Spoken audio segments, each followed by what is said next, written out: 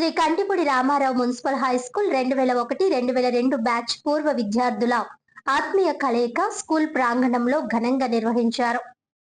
స్థానిక Shri Kantipudi Ramarao municipal high స్కూల్లో 2001-2002 batch పూర్వ విద్యార్థుల ఆత్మీయ కలయిక కార్యక్రమం ఘనంగా నిర్వహించారు.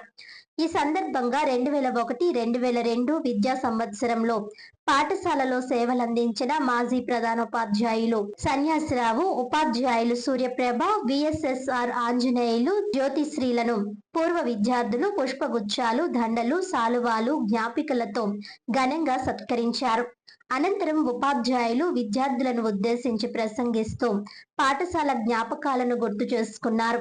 తమ ఉపాధ్యాయ జీవితంలోని అనుభవాలను పూర్వ విద్యార్థులతో పంచుకుంటూ జీవితంలో మరిన్ని విజయాలు సాధించాలని ఆకాంక్షించారు.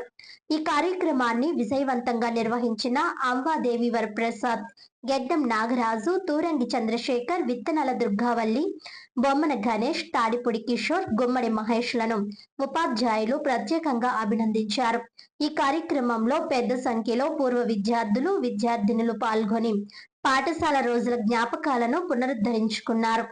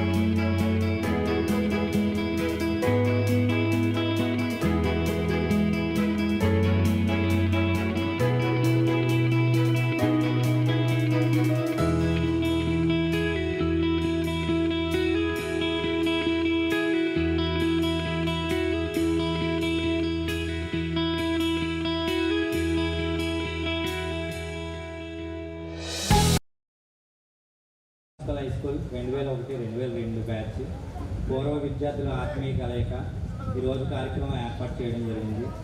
ఈ యొక్క కార్యక్రమానికి ముఖ్య అతిథులుగా మా పూర్వ ఉపాధ్యాయులైనటువంటి ఆర్ఎస్రావు సార్ గారిని, అలాగే ఆంజనేయ సార్ గారిని, సూర్యప్రభ టీచర్ గారిని, జ్యోతిశ్రీ టీచర్ గారిని స్టూడెంట్స్ అందరం కలిసి సత్కరించుకున్నాం.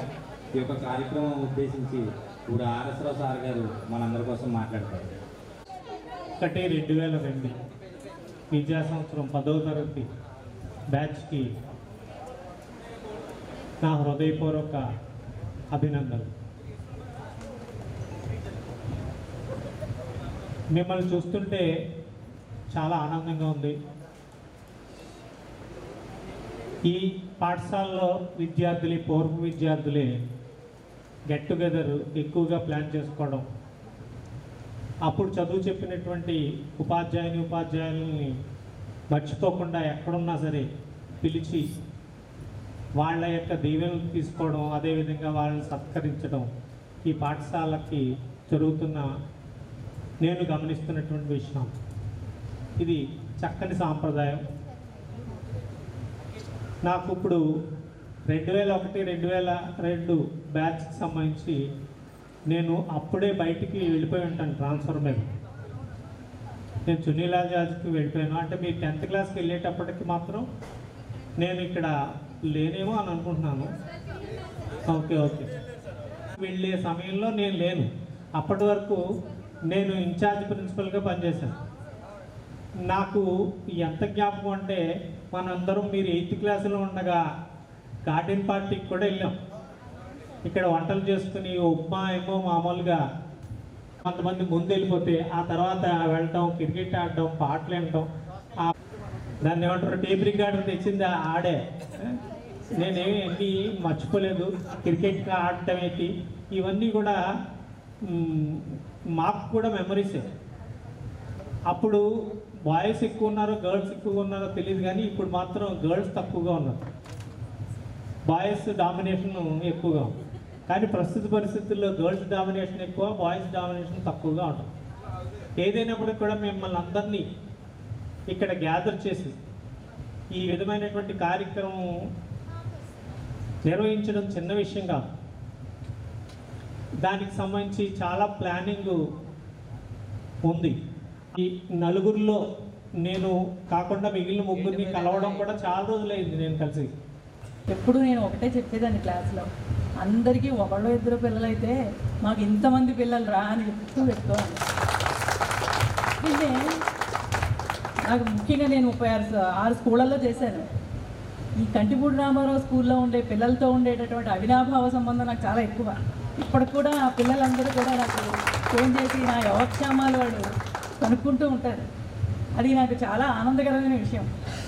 అసలు గురువు అంటే మీకు అందరికీ తెలుసున్నదే, కొత్తగా నేను చెప్పవలసిన అవసరం ఏమీ లేదు. అజ్ఞానం అనేటటువంటి అంధకారం నుంచి విజ్ఞానం అనేటటువంటి వెలుగులోకి తీసుకొని వచ్చేవాడే గురువు. ఈ గురువుకి తల్లిదండ్రులతో సమానమైనటువంటి గౌరవం ఇచ్చారు. తండ్రిని మనం పూజిస్తే బ్రహ్మదేవుడితో సమానం అంట. అలాగే మాతృదేవత తల్లిని గౌరవిస్తే భూదేవిని మనం ఎంత సంస్కరిస్తామో, ఎంత నమస్కరిస్తామో భూదేవికి, ఆ విధంగా భూదేవితోటి తల్లిని పోల్చారు. ఎందుకు? ఎంతో ఓర్పుతోటి చిన్నప్పటి నుంచి కూడా మిమ్మల్ని మీ ఉన్నతికి కృషి చేసేటటువంటి ఆవిడ కాబట్టి.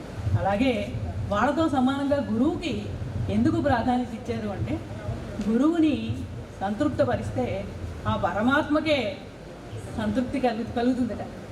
అది నేను ఎక్కడో చదివాను. ఇది కొంచెం గుర్తుపెట్టుకోవాల్సినటువంటి విషయం. ఇది మీరు చక్కగా పాటించారని